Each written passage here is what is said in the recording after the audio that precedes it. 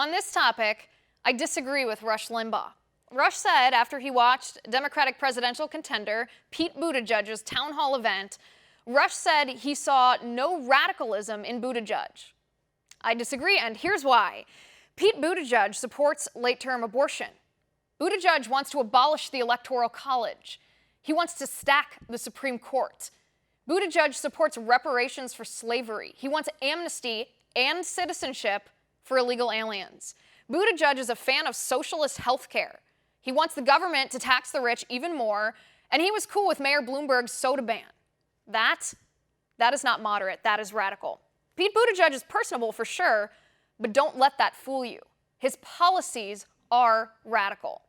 Pete Buttigieg just this week accused evangelical Christians who support Trump of being hypocrites because of Trump's ego and because Trump wants a border wall.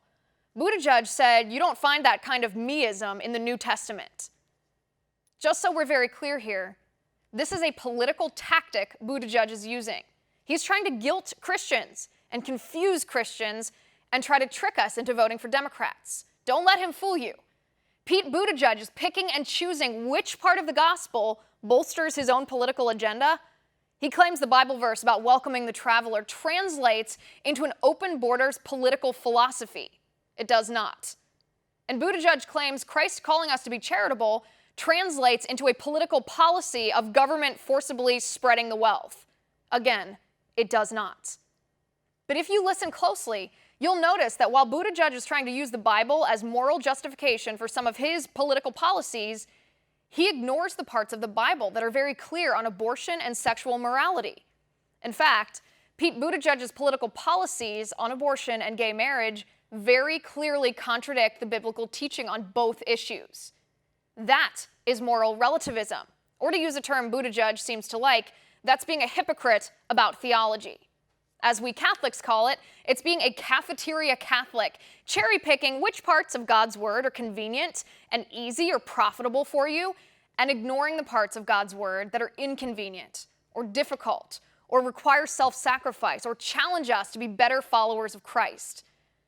Christians are not hypocrites for supporting President Trump. Regardless of the president's past personal character flaws, the most important measure of character of a politician is the impact the politician, in this case, the impact the president, has on the character of our nation. And we can look at President Trump's policies and we can see for ourselves that President Trump stands on the side of our inherent rights to life, to free speech, to religious liberty. He stands against abortion, against high taxes, against a government-dictated healthcare system. He stands with absolute truth on biology and gender and protects our right to defend ourselves and our families. So resist the moral relativism of Pete Buttigieg and his ploy to trick Christians into supporting Democrats in their big government tyranny for our own good and the good of the gospel. C.S. Lewis once wrote, "Of all tyrannies, a tyranny sincerely exercised for the good of its victim may be the most oppressive. It may be better to live under robber barons than under omnipotent moral busybodies.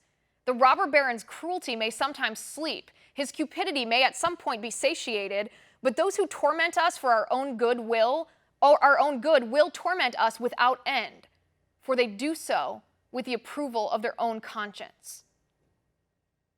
And that's my final point.